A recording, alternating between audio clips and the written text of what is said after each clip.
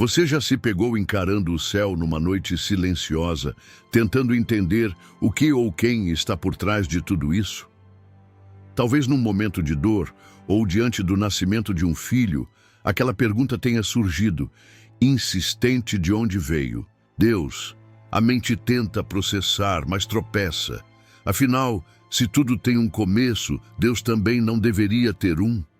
É aí que o jogo muda e talvez a maior resposta da sua vida esteja escondida justamente nessa aparente contradição. Vivemos cercados por teorias, fórmulas e certezas científicas, mas nenhuma delas responde de forma definitiva à origem de tudo. E se eu te dissesse que questionar a origem de Deus pode ser um erro de lógica? Que, na verdade, essa pergunta revela mais sobre nossa limitação do que sobre a realidade divina? O que você vai descobrir aqui pode não apenas mexer com suas convicções, mas também te dar uma nova visão sobre o sentido da vida, o universo e até sobre o amor que você sente pelos seus filhos. Prepare-se para explorar um tema que envolve filosofia, existencialismo e até um pouco de ciência moderna, mas sem enrolação, de um jeito claro, direto e provocador.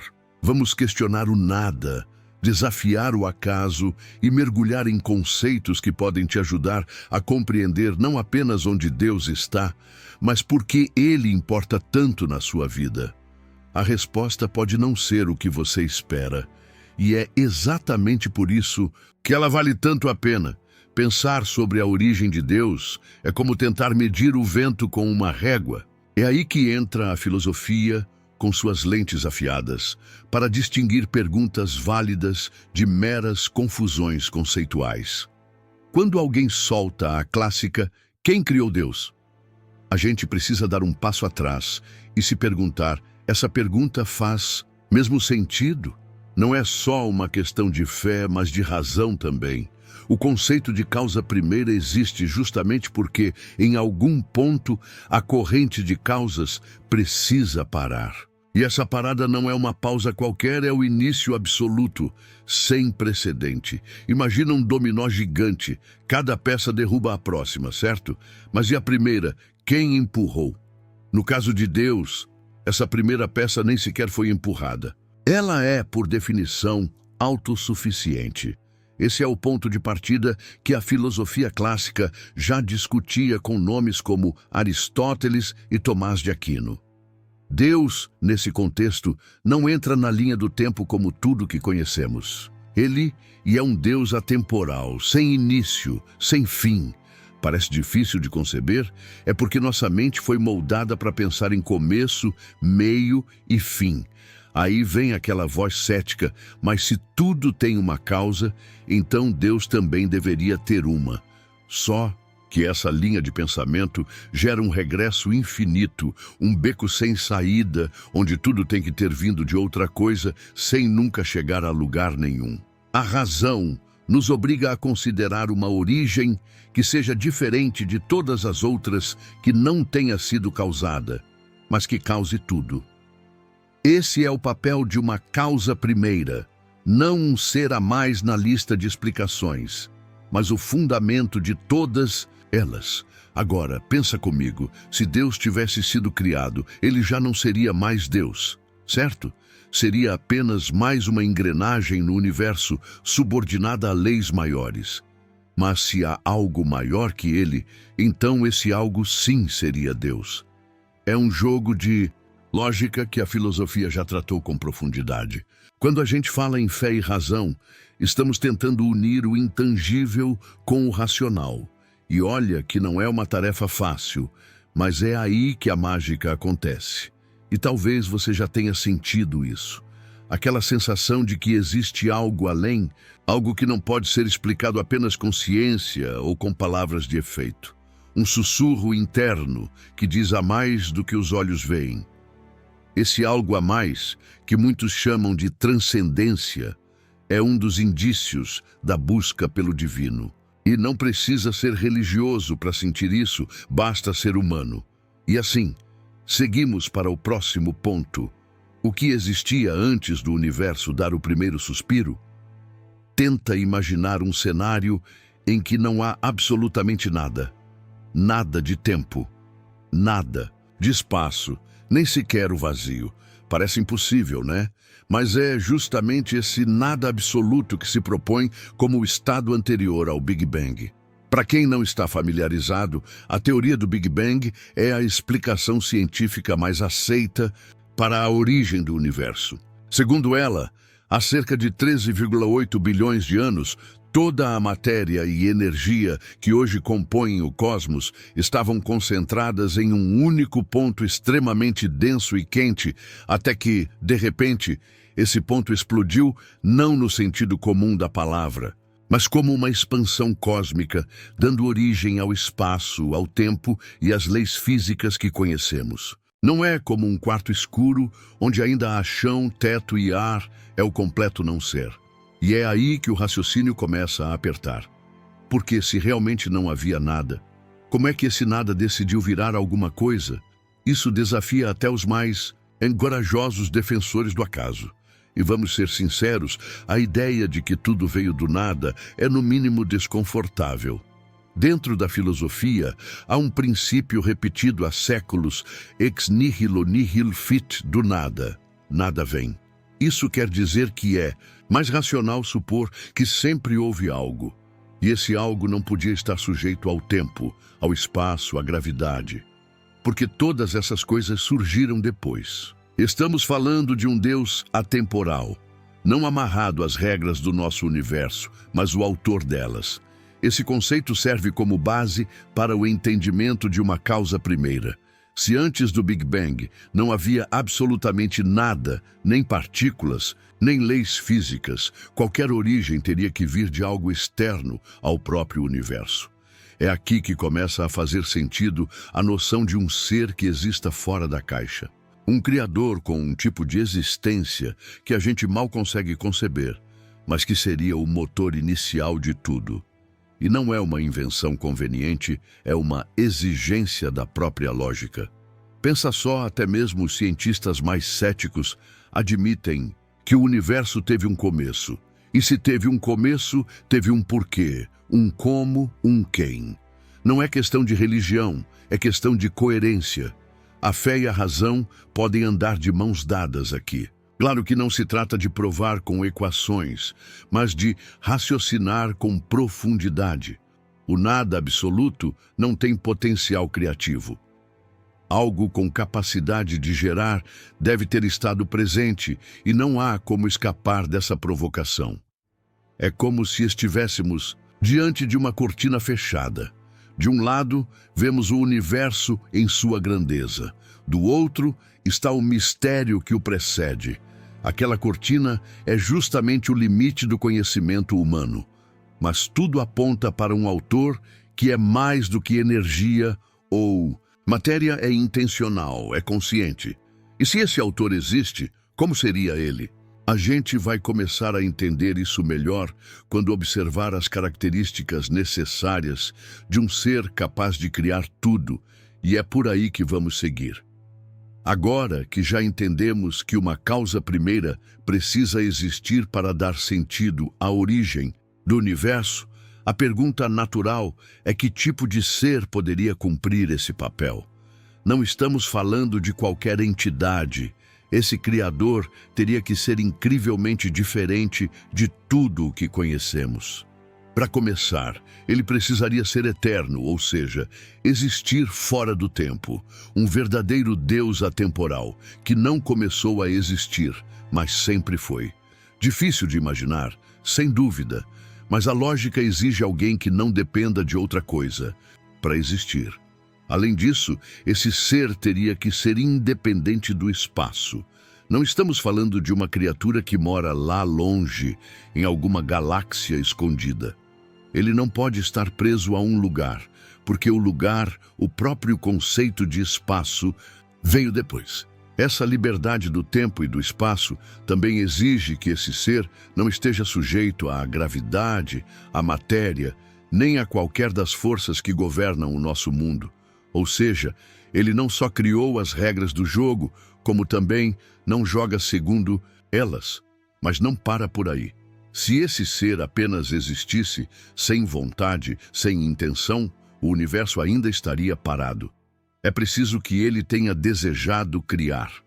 Aí entra o ponto do design inteligente. O universo tem ordem, lógica, beleza. Propósito, nada disso se encaixa num acidente aleatório.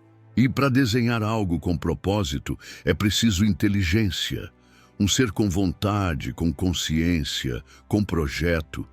E isso muda tudo, não é só uma energia cósmica difusa, mas um criador com intenção clara. Agora pensa comigo, se esse ser tivesse sido criado por outro, a gente voltava para o mesmo problema do regresso infinito. Uma cadeia sem fim de criadores criados e nenhum ponto de origem real. É por isso que esse ser não pode ter sido causado. Ele precisa ser a origem em si, o início de tudo. Ele é o criador, não o criado. Isso, dentro da lógica, evita os paradoxos e oferece uma base sólida para tudo que existe. E quanto mais a gente observa as coisas ao nosso redor, das leis da física, a complexidade do DNA, mais essa ideia faz sentido. Tudo parece carregado de propósito, de direção. E o propósito não nasce do acaso, mas da mente.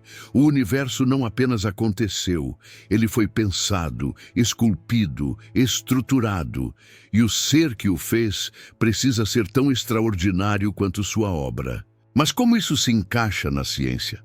Será que esse pensamento resiste ao olhar rigoroso do método científico? É isso que vamos ver no próximo passo. Vamos combinar: o método científico é uma das maiores conquistas da humanidade. Ele nos permite testar, observar, replicar. É o que garante que a água ferve a sem ser, que a gravidade existe, que vacinas funcionam. Mas será que tudo pode ser provado por ele?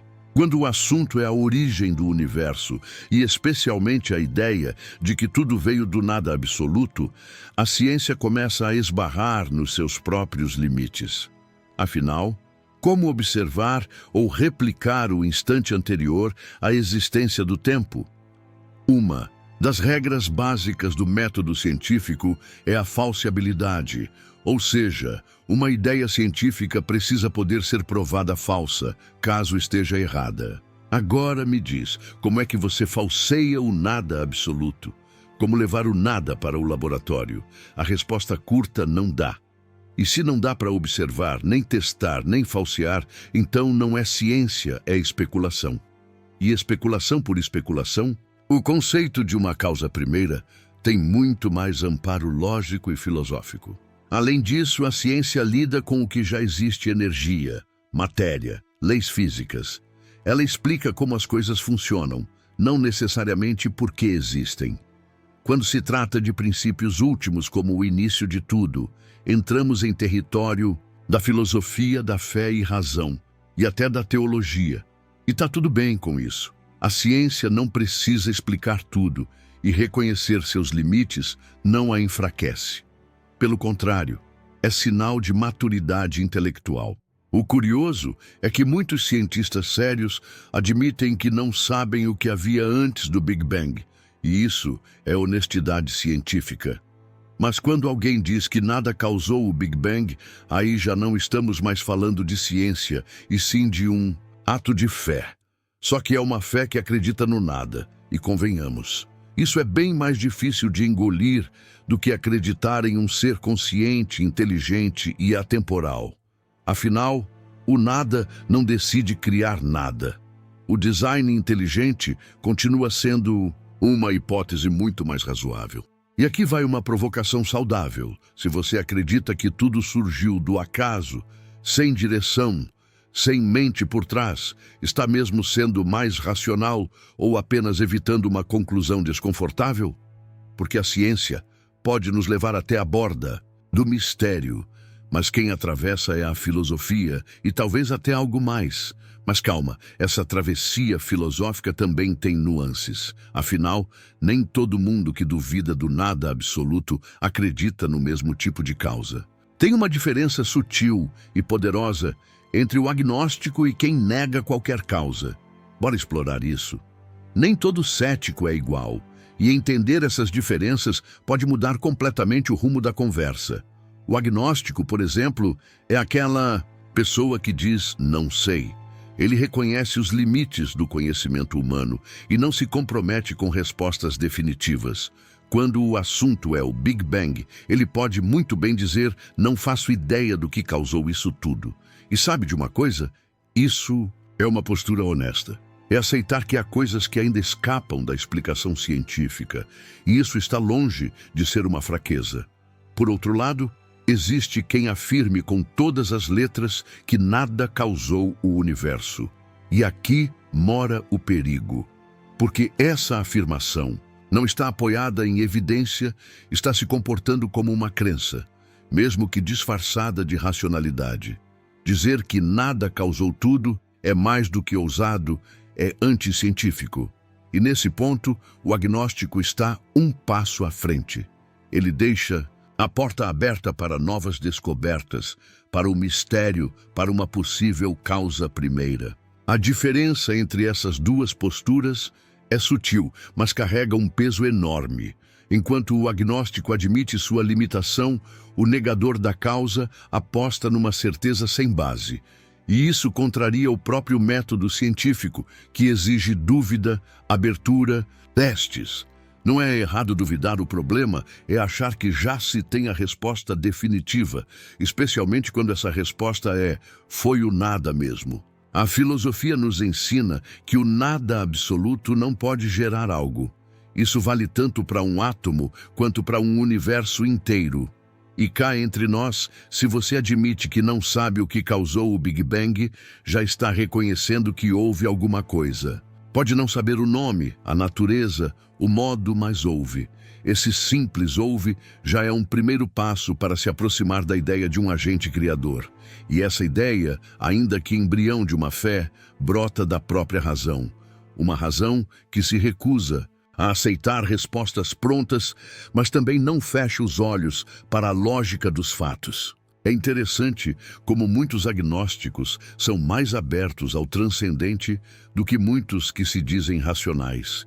Eles vivem em busca, inquietos, explorando ideias, sem cair no dogmatismo do nada, causou tudo. E essa busca, esse inconformismo, é uma chama que pode muito bem levar a grandes descobertas filosóficas, espirituais ou até científicas. E por falar em exemplos práticos para ilustrar essas ideias, já imaginou um tigre surgindo do nada? Pois é, tem um exemplo que ajuda a entender isso com clareza. Vamos lá? Depois de tudo o que você leu, fica impossível continuar olhando para o céu ou para dentro de si mesmo do mesmo jeito.